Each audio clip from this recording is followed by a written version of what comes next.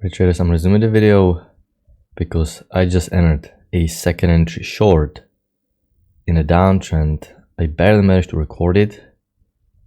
I'm going for 10 tick target profit, 2.5 points. Stop loss has to go 1 tick above the signal bar in case we're going to get stopped out. Leaving one contract as a runner in case we can catch some beginning of strong downtrend. And this trade right now is a typical second entry short, new low first entry short, pullback second entry short.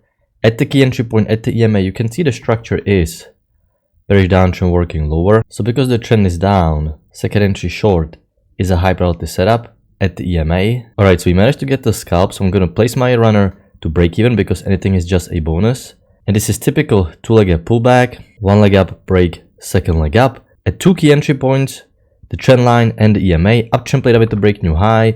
You had similar pattern right here, but here, as you can see, you just had this downtrend that played up to break push to a new low. So you can still consider taking this, but once you get the additional push phase down, that's more confirmation, and this is great setup, small risk, great single bar. So great high probability setup to start the day with. Second entry short, 2 key entry points, just like I uploaded a few days ago on YouTube. So clean structure, identify the structure, you can see the trend line aligns with the EMA, so when you're thinking about selling, respect the corrections, look for 2 legs, and take high probability setup. Looks like our runner is going to get stopped at break even though.